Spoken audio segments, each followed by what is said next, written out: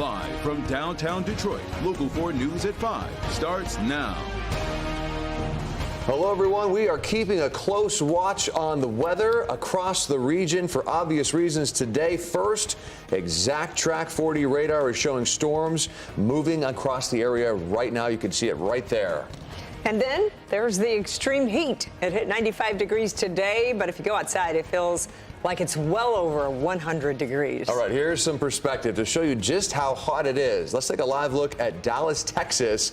It's about 5 degrees cooler there today than it is here. What a contrast. The big story, of course, right now is the storms, and we've already seen warnings this afternoon. Thanks for joining us at 5. I'm Ty Steele. And I'm Kimberly Gill. DTE is reporting more than 31,000 customers without power right now. It's severe weather like this leading to those outages. Lori from Walled Lake just sent us this video from her home just before 4 o'clock. This is what it looks like in a lot of places. Let's get over to Kim Adams and see where things stand now, Kim. Yeah, and thank you to Lori for sending that in. What you might not have been able to see there's some pea-size hail, and it's helpful to us because we know that there's some pretty strong updrafts within these cells. We do have 2 new warnings for the southwest corner of Washtenaw County and the northern part of Lenawee County. These go until after 5 o'clock, so about 5:30, I believe, 5:45 for Lenawee County. We're going to go in just a little bit closer here, and then I'll put a tracker on so we can take a look at where this storm is headed. They've been moving pretty slowly to the east at about 30 miles per hour. That's going to put this severe thunderstorm right now over Manchester within the next 7 minutes or so. Ridgeway at 5:31 and Saline around 5:36. Pittsfield at 5:43. However, this is a little different situation for us because what we're seeing are these outflow boundaries set up. And so thunderstorms, rather than tracking a line, we're tracking several different cells. And at any time, they could become severe. This is a pretty difficult situation for us to keep track of all these storms, but fortunately exact track 40 radar enables us to do that. We're tracking multiple storms at once. I do want to go in a little closer here on one particular area just outside of downtown Detroit, Melvindale, Dearborn getting some showers, and then up to the north to the east of Redford, about to head into Hamtramck. Not severe, but we have seen a lot of heavy rain, winds over 50, 60 miles per hour, and as you saw there, just a little bit of about pea-size hail. We'll be back to talk about the storms and also the heat and when we'll see some relief coming up. Okay, Kim, thank you. Tonight, residents at an apartment complex on Detroit's east side are reaching out to us saying they've been forced to live with little to no air conditioning. Not fun in this heat. We're talking about the Jeffersonian right on Jefferson. Look at this photo of a thermostat in the building. That red line right there, just below 90 degrees. Set at 60, but because it's broken, 90 degrees inside. Let's get out to Jay Scott Smith. Jay, you went to check out the conditions. Is it as bad as it seems? Well, guys, it actually could be a little worse than what it seems, to be honest. And we were able to talk to one of the residents, and just imagine, as we've been baking in this heat for the last week, what it would be like to be in a building without air conditioning. Unfortunately, that's the reality over at the Jefferson. How hot is it in that building right now? I've heard some people say that their apartment is as high as 95 to 100 degrees. Mine is about 90. That's what life has been like the last week for residents at the Jefferson Apartments along the Detroit riverfront. The 30-story apartment building has been broiling hot without air conditioning for days, and the residents, such as this one, are livid. Now, we're concealing her identity because she fears retaliation from Jefferson's management company, the Jefferson. Known for years as the Jeffersonian, is run by Friedman, a Farmington Hills-based real estate and property management company that owns more than 40 apartment buildings in Metro Detroit. The issue with the AC seemingly is the last straw after dealing with years of water problems and broken elevators. Right. I mean, one could say that the other issues going on in the building are annoying or inconvenient, but this is dangerous. The AC issue has quickly gone viral as people are demanding help from the city. Arthur Russian, the chief of buildings and safety as part of the Public Works Department, says that the city has heard the complaints about the AC problem. We have been out, verified that the air conditioning unit or the chillers are not working.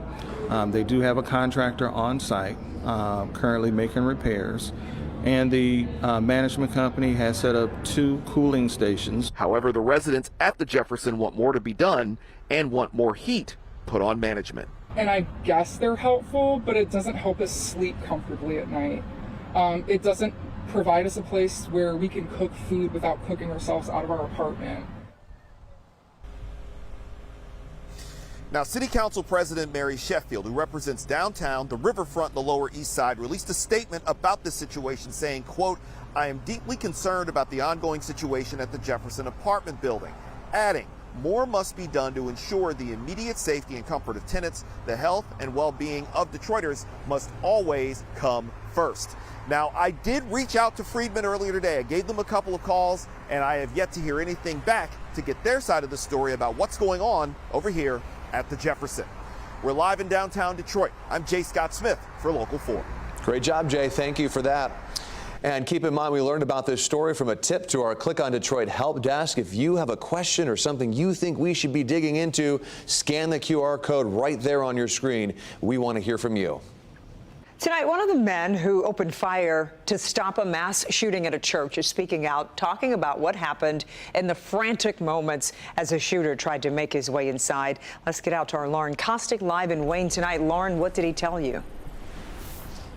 Well, Kimberly, he really just can't shake the timing of all this, how it all played out, believing it wasn't just the quick thinking of his team that protected everyone, but also God watching over them. What's been going through your head these last few days? Just trying to process the events that happened here Sunday. Please, everybody come to the back. An attempted mass shooting prevented by the security team at Cross Point Community Church. One of those members, Jay Trumbulley. A lot of times we don't know what we would do in that situation. What made you say, okay, I'm going? I've always wondered, when I hear that sound, will I run to it or will I run from it? Even though I had this training, will I? And I don't, I asked and I was out the door. I answered my question Sunday. And the bullet holes tell the story. Yep. There's another several through here. Down there underneath, there's a big hole. Jay showing us where the shootout occurred, saying the gunman was firing shots through the front door. He turned and fired through those windows at the other team member and myself. One security member hit in the leg, but no one was killed. The marks on the walls and down the hallways, I don't know how I didn't get hit. Strongly believing God played a critical role, putting them in the right place at the right time. What do you want people to take away from this? Trust God, first of all, but then be prepared. Be prepared.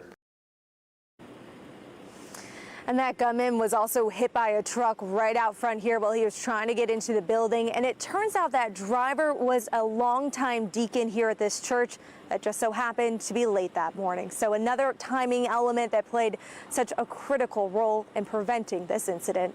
Live in Wayne, Lauren Kostick, Local 4. Right place at the right time. What a scary and frantic situation. Lauren, we appreciate your report this evening.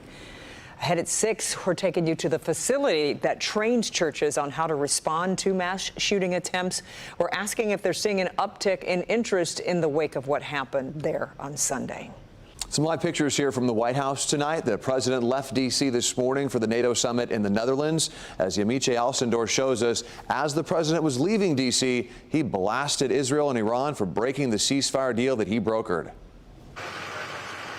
Today, President Trump on the international stage, arriving at the NATO summit in the Netherlands and touting his role in brokering a ceasefire, posting he is honored to, quote, stop the war between Israel and Iran.